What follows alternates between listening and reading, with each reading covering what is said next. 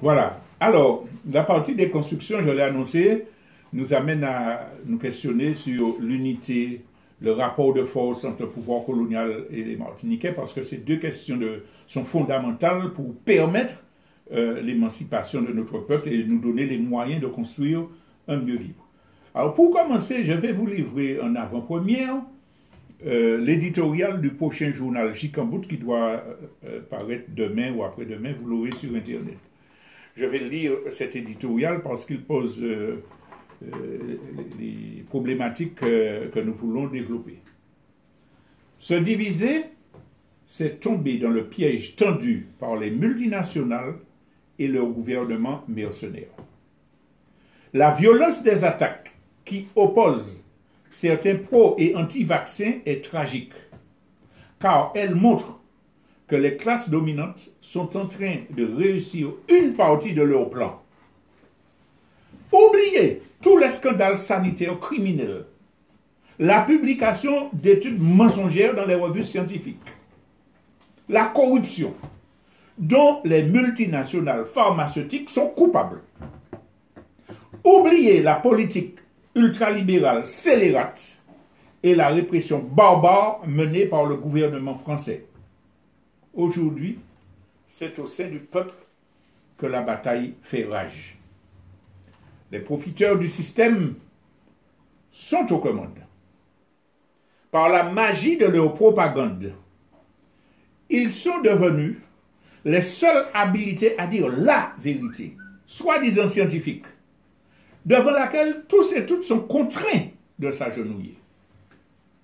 Par la manipulation des chiffres, une débauche d'informations anxiogènes, l'instrumentalisation des émotions, une campagne massive de promotion de la vaccination et la diabolisation de ceux qui s'y opposent, ils ont développé une psychose généralisée et surtout une dramatique déchirure au sein de notre peuple.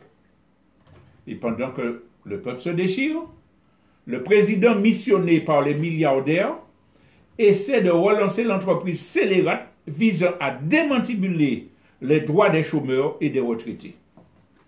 La casse du droit des travailleurs connaît un nouveau bond. Imaginez, aujourd'hui, un employeur peut jeter un salarié à la rue s'il refuse l'obligation vaccinale ou s'il ne présente pas un pass.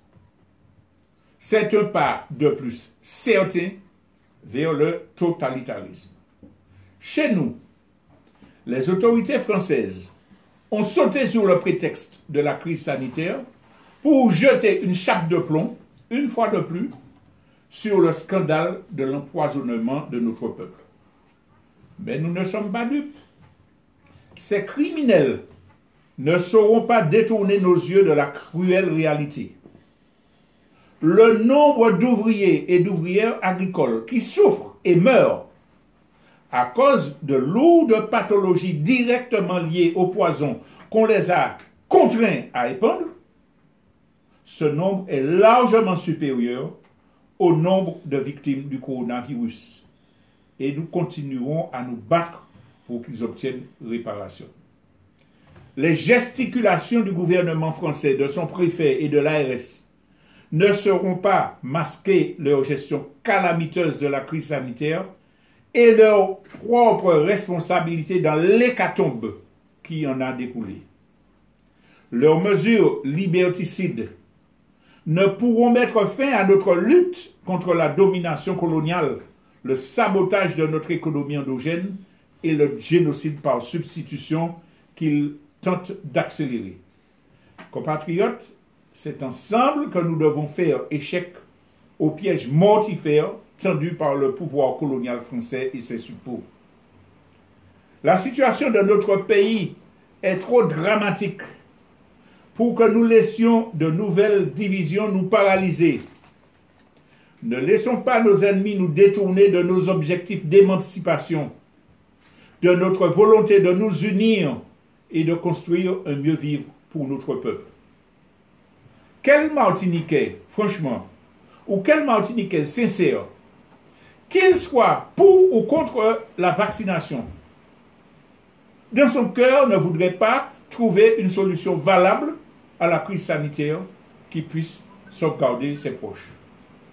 Et qui ne peut pas comprendre que cela ne sera possible qu'à la condition que tous et toutes soient guidés par une même règle, le respect du libre choix de chacun et de chacune.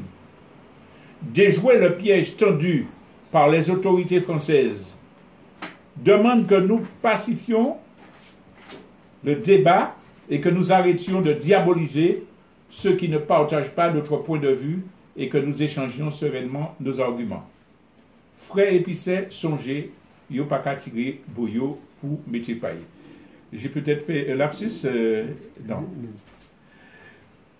Déconstruction, donc, de cette division programmée, lutte contre ce piège qui nous empêche de nous unir pour lutter, c'est cela qui retient notre attention.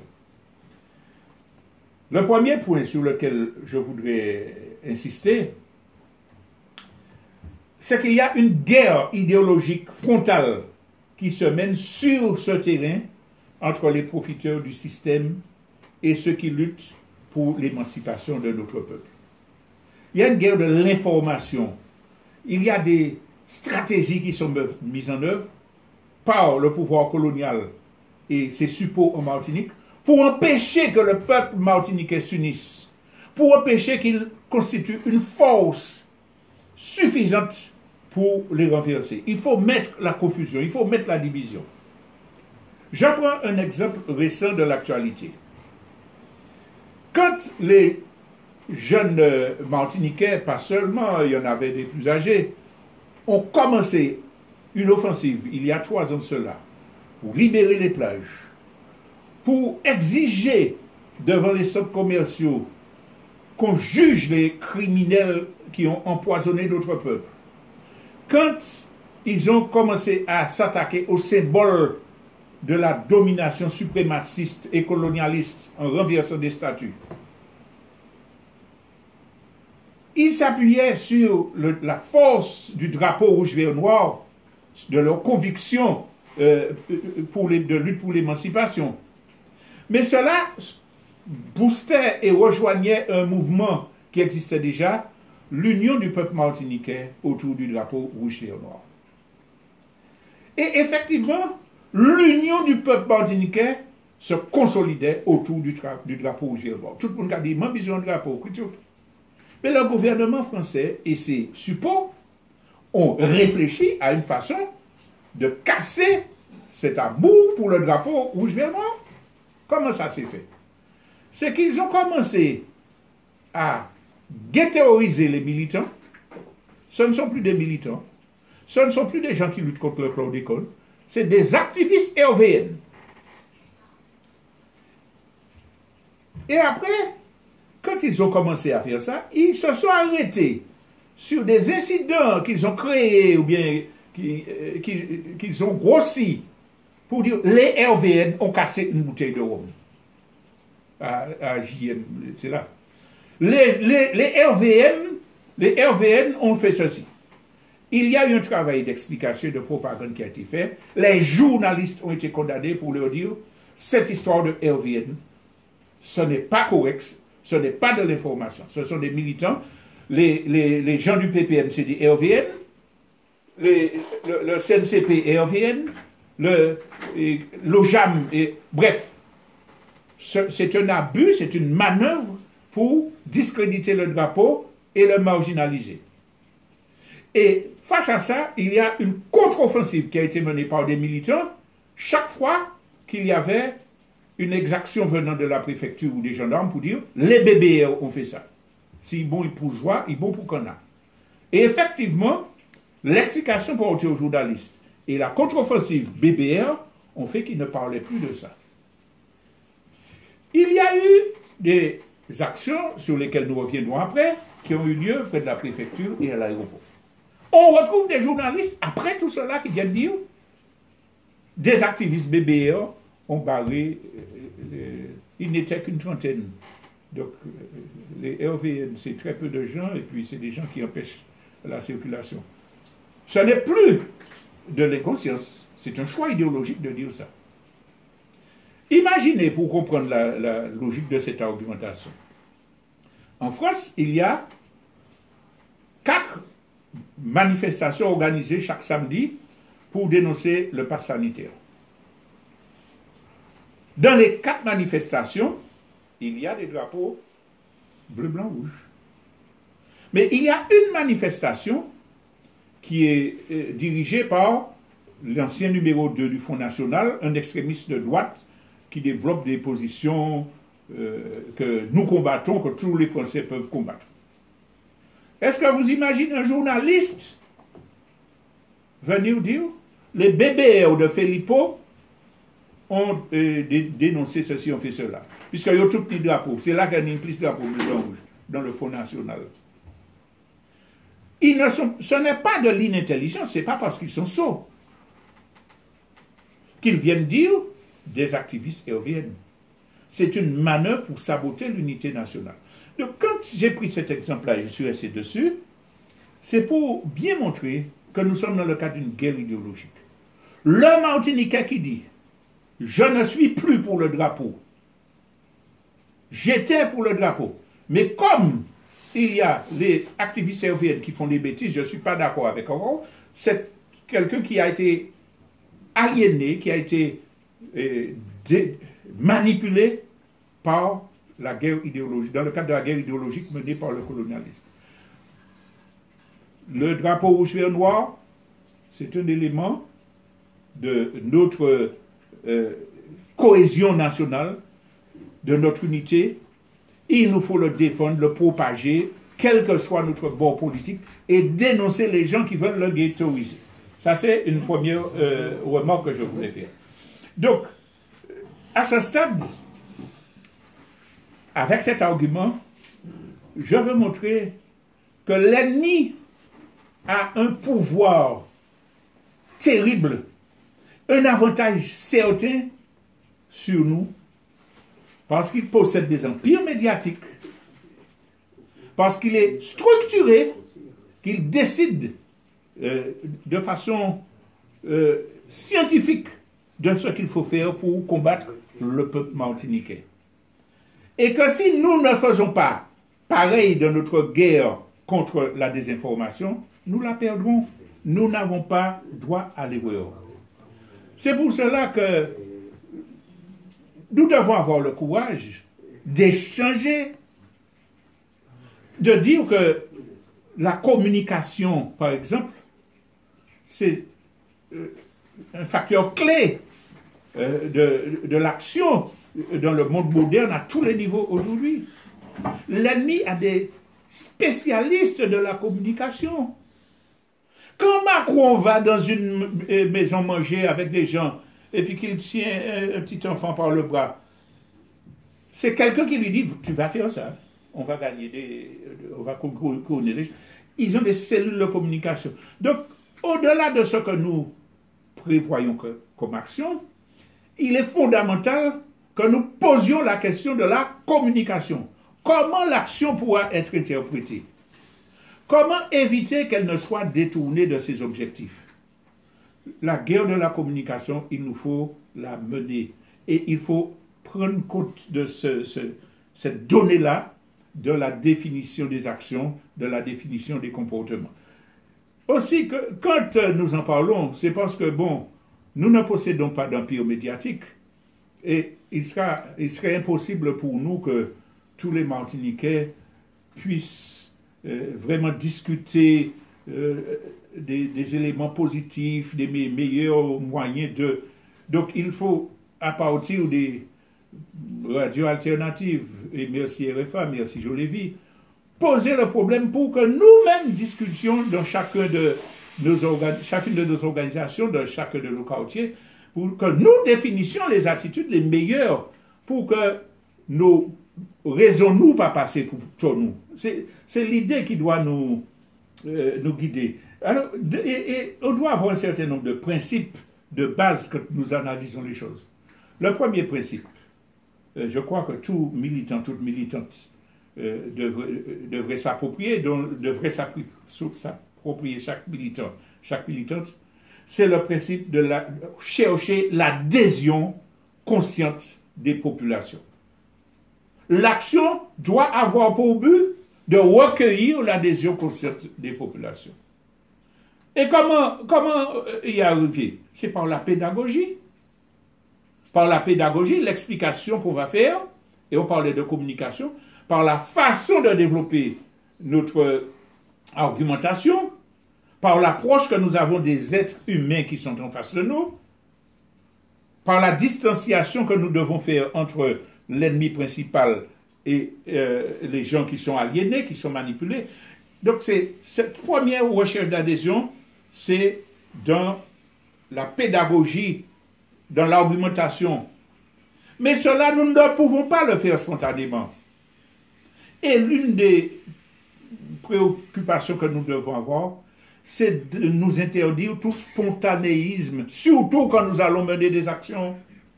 Tout doit être réfléchi, organisé, préparé, planifié. On doit prévoir s'il y a un provocateur qui essaie de faire dégénérer, qui est chargé de faire quoi.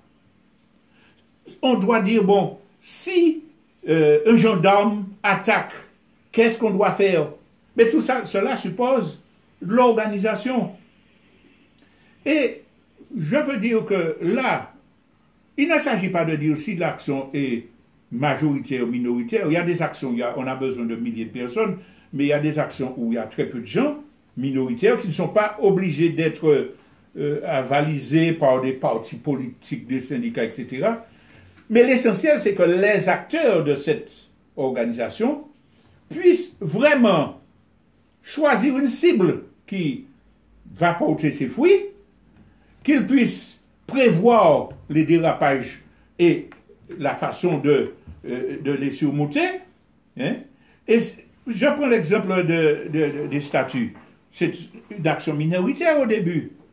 Quand elle a été menée, les aliénés ont plongé pour essayer de discréditer. Mais comme la cible était bien choisie, et qu'il y a eu un important travail pédagogique pour expliquer l'histoire des symboles de l'esclavagisme, etc., l'essentiel de la population s'est rallié. Et cela a permis, cette action minoritaire de départ, a permis de faire avancer l'union du peuple martiniquais, puisque toute commune qui a changé nos laris, qui a changé nos places. Il y a des gens fanatiques de la division qui disent « Ah non, si on a fait ça, c'est parce que pour faire voir, peut-être qu'il y a des gens qui font ça par opportunisme. Mais pourquoi refuser aux nègres martiniquais, à l'élu martiniquais, simplement l'idée qu'il puisse avoir compris qu'il est aliéné, etc. Et puis privilégier ce qu'il fait qui est positif. N'empêche que l'action a débloqué l'union du peuple martiniquais. Et non seulement l'union du peuple martiniquais, elle a eu une résonance internationale. La semaine dernière encore, on a enlevé la statue du général Lee qui menait les troupes esclavagistes aux États-Unis, dans le sud. On a enlevé. À Mexico, on a enlevé la statue de Christophe Colomb pour mettre la statue d'une femme indigène. Et nous pouvons en être fiers. Il y avait déjà des actions qui existaient avant dans ce sens.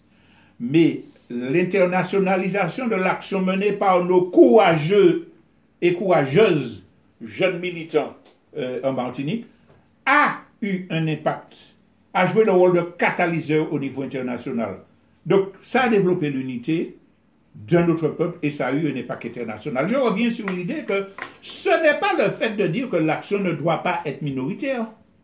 Elle peut être minoritaire par une avant-garde, elle peut être de masse préparée par des organisations, mais le résultat, l'important plutôt, c'est que la cible soit bien choisie. Alors ça m'amène à parler de la difficile, je le reconnais, action qui a été menée à l'aéroport. J'ai lu les écrits, les publications de Anicia Berton qui expliquaient cette action. Anicia Berton, c'est une militante absolument spectaculaire à respecter. C'est pour le peuple martiniquais, c'est un exemple de lutte, de courage, de conséquences. Donc on ne peut pas accuser Anicet Berton d'avoir des idées spontanéistes, anti-infirmiers, etc. Elle explique de quelles conditions l'action s'est faite. Mais le problème, c'est qu'à l'extérieur, les empires médiatiques dont nous avons parlé, et puis le fait que la pédagogie de l'action n'a pas été possible, faute de moyens, ce qui a été principal dans le récit, c'est que des infirmiers venaient nous aider gentiment, et puis on les a insultés, on les a malmenés. Syndicats, hommes politiques, etc. disent c'est pas possible et il faut montrer à ces gens-là concernés que le peuple martiniquais n'est pas comme ça.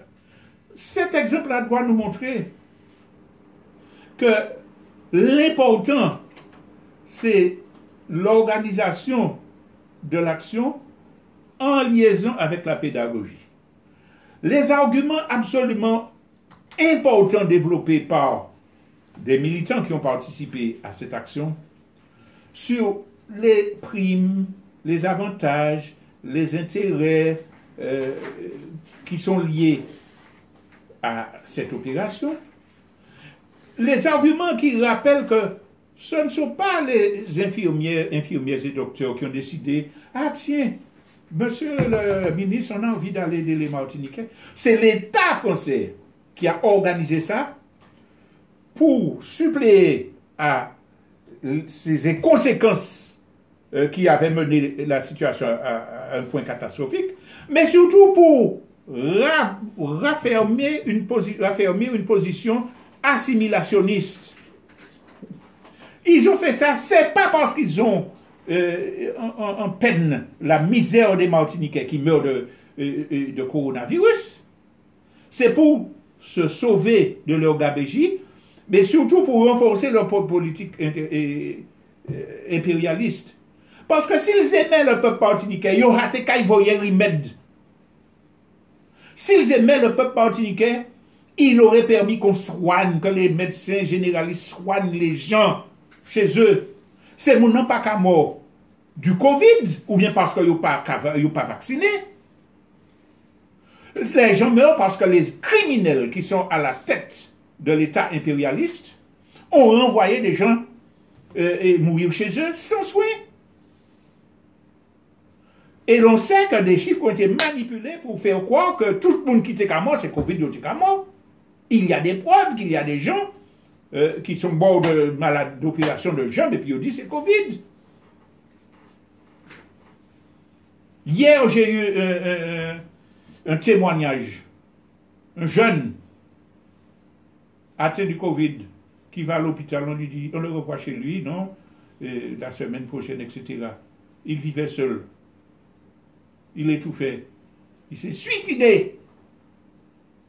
C'est pas Covid qui tue. Il a été suicidé parce qu'on a refusé. On n'a pas soigné. C'est ça le problème. Donc, je reviens à ce que je disais. Le but de l'État français en organisant l'envoi de soutien n'est absolument pas philanthropique. Mais parmi les gens qui viennent, nous l'avons déjà expliqué, il y a des gens qui viennent avec de mauvaises intentions, très certainement. Avoir des primes, aller aux Caraïbes, etc. Mais il y a aussi des gens qui viennent parce qu'on a fait un appel à la solidarité et qu'ils ont envie d'être généreux. Que cela soit sincère, que ce soit sur la base d'aliénation, comme les ONG qui vont aider dans le monde, etc., c'est possible. Mais c'est parmi ceux qui viennent, il y a de tout.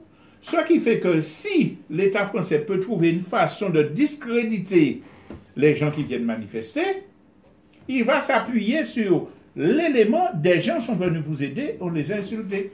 Et c'est les gens qui n'approfondissent pas la situation de façon globale vont se retourner contre les militants. C'est pour ça que nous disons que la cible doit être imparable. La pédagogie doit l'entourer, l'action. Et que si la cible est problématique et que la propagande prête à flanc de contre-propagande, le résultat n'est pas celui qu'on cherche.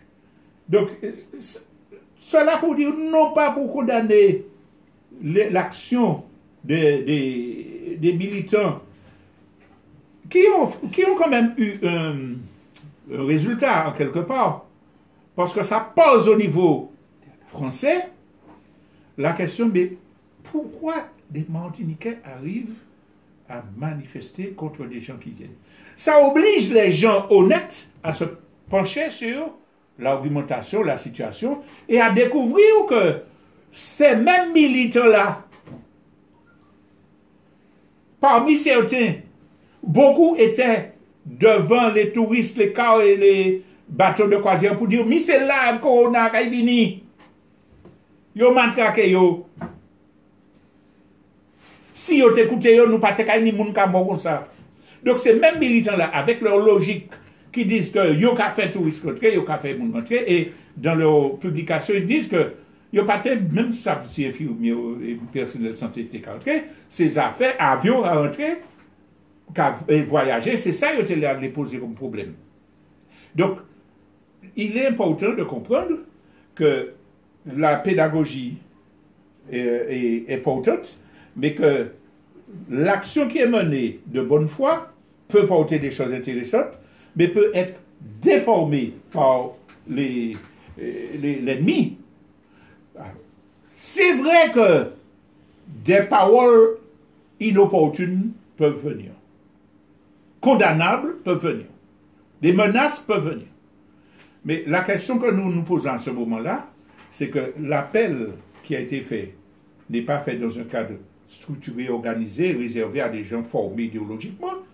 C'est à des gens qui sont révoltés, qui n'acceptent plus les mensonges et qui réagissent d'après leur vécu, leur formation, leur niveau de connaissance, d'éducation.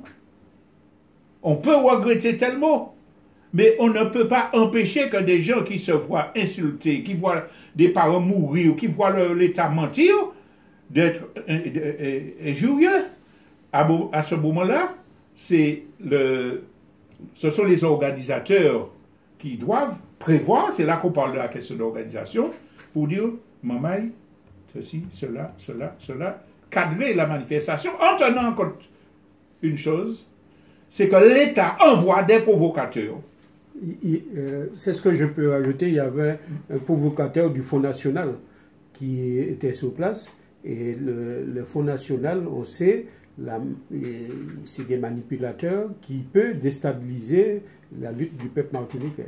Absolument, et ce qu'il faut retenir, c'est qu'indépendamment de la bonne volonté et des intentions de l'équipe qui mène l'action, il ne peut pas empêcher l'infiltration de gens qui sont envoyés pour créer l'incident.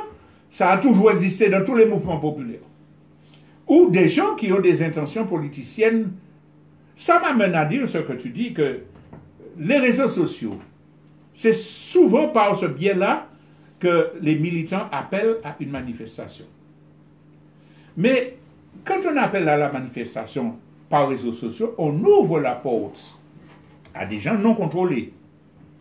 Et puis, on ne tient pas compte du fait que l'organisation de l'action doit prendre en compte l'arrivée de gens n'ayant pas préparé l'organisation. On doit prendre en compte aussi le fait que l'État français, il sait ce qu'on représente les réseaux sociaux. Et maintenant, vous avez des appels, manifestations, rendez-vous tel jour, etc., etc. Le contenu est beau. Il faut résister contre ceci, cela. Donc, comme vous avez besoin de lutter, de résister, vous allez. Mais souvent, on va dans des choses qui sont téléguidées ou bien menées par des gens qui se croient sortis de la cuisse de Jupiter, portant la solution. Comment peut-on aller dans une manifestation si on ne connaît pas les organisateurs? Comment peut-on aller dans une organisation si il n'y a pas de signature pour l'appel? C'est pas parce que la chose est belle, c'est comme les sectes qui vous donnent de belles prédictions. Il faut trier, ne pas relayer l'appel si on ne s'est pas informé de qui est derrière ça vraiment.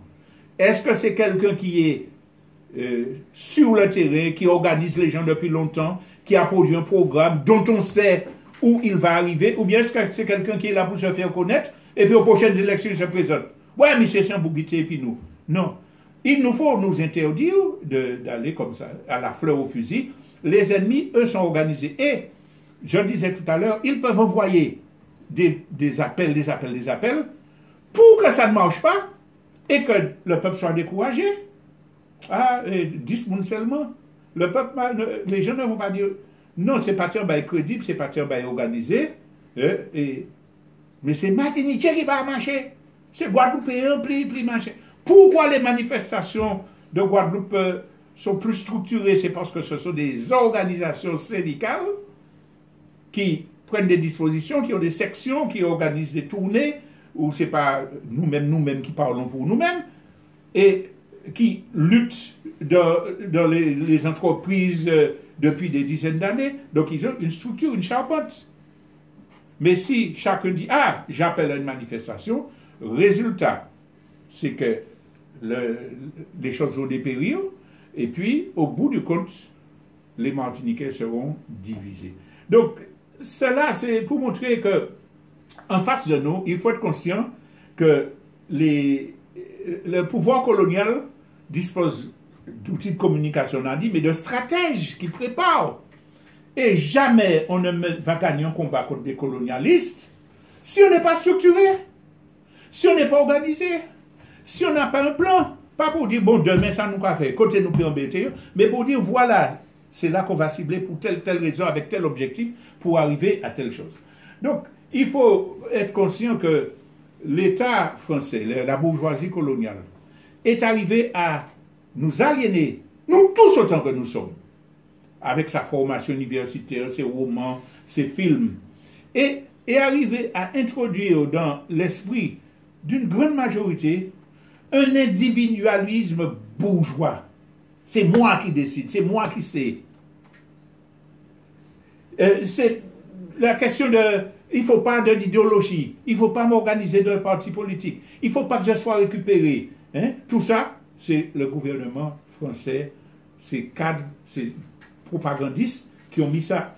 Maintenant, on ne parle plus de mouvement populaire, on parle de citoyens qui ne veulent pas être récupérés.